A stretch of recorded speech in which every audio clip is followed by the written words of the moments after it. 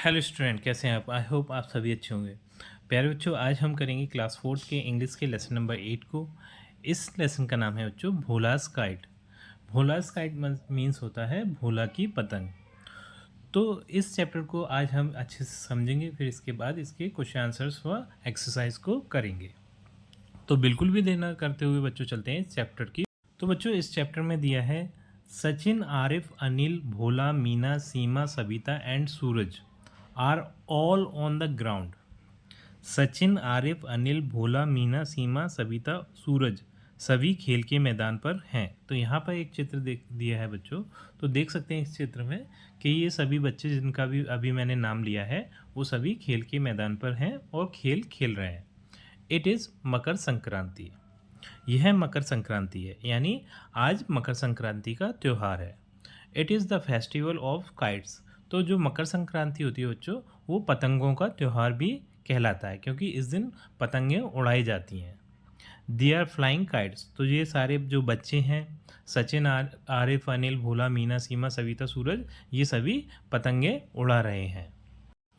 Bhola has a big kite. भोला के पास एक बड़ी पतंग है। तो भोला नाम का बच्चा है, उसके पास एक बड़ी सी पतंग है।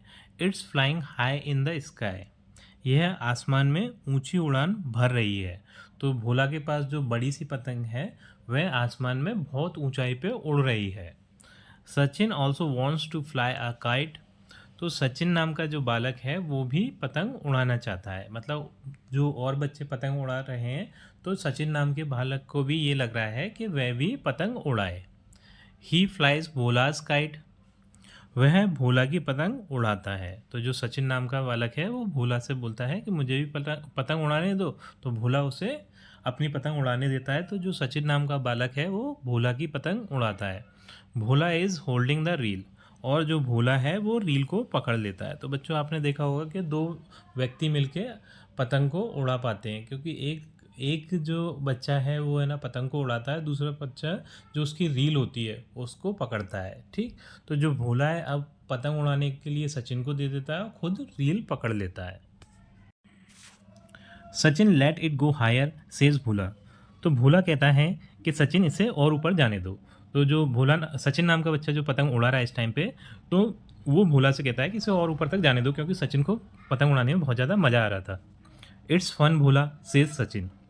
सचिन कहता है यह मज़ेदार है, यानी जो पतंग उड़ाना है वो बहुत ज़्यादा मज़ेदार है। तो देखा होगा जो छोटे बच्चे हैं उन्हें पतंग उड़ाने में बहुत ज़्यादा मज़ा आता है। Another kites comes and flies near it. तो एक दूसरी पतंग आकर उस पतंग के पास उड़ने लगती है। तो यहाँ पर हम देख सकते हैं बच्चों, ये सचिन और भोला की पतंग है और इसके पास आकर एक और पतंग उड़ रही है। They both want to fly higher. वे दोनों ऊंची उड़ान भरना चाहते हैं, यानी ये सचिन और भोला अपनी पतंग को और ऊंचाई पर उड़ाना चाहते हैं। भोला लेट इट गो हायर। तो भोला कहता है इसे जाने दो, इसे और ऊपर जाने दो, यानी जो पतंग है उसे और ज़्यादा ऊपर जाने दो, क्योंकि जितने ऊंचाई पे पतंग जा रही है उतना ही इन दोनों को मज़ा आ रहा है पतंग को उड़ाने में। Sachin oh my god they are crossing each other. तो सचिन बोलता है हे भगवान, वे एक दूसरे को पार कर रही हैं। तो पार करने का मतलब ये है कि वो जो पेच लड़ते हैं तो वो पतंगों में पेच हो रहा है। मतलब एक पतंग दूसरी पतंग को की रील को काट देती है, धागे को काट देती है, दूसरी पतंग जमीन पे आकर गिर जाती है। ठीक। Bhola kites can not be seen. अब जो भोला की पतंग है वो नहीं देखी जा सकती थी, मतलब अब वो दिख नहीं रही क्योंकि वो कट गई। It's lodged in the sky. वह आकाश में कहीं खो गई है। तो जो भोला की पतंग है वो कट गई और आकाश में कहीं खो गई। The other kite is coming down. दूसरी पतंग नीचे आ रही है और दूसरी पतंग जो थी जो उसके पास उड़ रही थी भोला की पतंग के पास, तो वो नीचे आ रही थी। Now it's hanging on the top of A people tree. अब वह पीपल के पेड़ के ऊपर लटक गई है, यानी जो भोला की पतंग कटी थी वो अब नीचे गिरते गिरते एक पीपल का पेड़ था, यहाँ पर देख सकते हैं बच्चों इस चित्र में पीपल के पेड़ पर वो अटक गई है, यहाँ पर लटक गई है। ठीक। Matru the monkey wants it too. और जो मटरू नाम का मंकी था, बंदर था, वो भी इसे चाहता था कि मैं भी इस पतंग को पकड़ लूँ, वो भी इस पतंग को पकड़ना चाहता था। ठीक।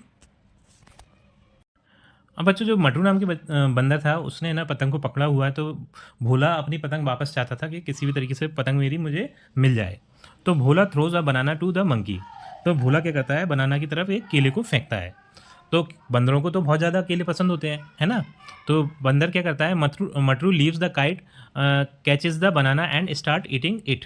तो मटरू क्या करता है कि जो उसने पतंग पकड़ी हुई थी उसे छोड़ देता है और केले को पकड़ लेता है और उसे खाना स्टार्ट कर देता है, क्योंकि बंदरों को केले बहुत ज़्यादा पसंद होते हैं। तो इस तरीके से बच्चों जो पतंग थी वो बंदर छोड़ देता है। अगर बंदर वो पकड़ा रहता पतंग को, तो जो भोला नाम का बच्चा था वो उसे कभी भी नहीं ले पाता।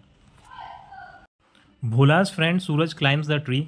भोला का जो दोस्त है सूरज नाम का, वो पेड़ पर चढ़ता है। तो यहाँ पर हम देख सकते हैं बच्चों, इस चित्र में ये सूरज उस पतंग को उतारने के लिए उस पेड़ पर चढ़ता है।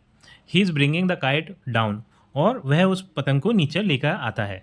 Suraj gets his kite back in one piece, और सूरज को वो पतंग वापस मिल जाती है वन पीस। वन पीस का यहाँ पे मीन्स दिया है, इन वन पीस का अर्थ दिया है साबुत या बिना खराब हुए, मतलब बिना खराब हुए वो पतंग उसे सूरज को वापस मिल जाती है।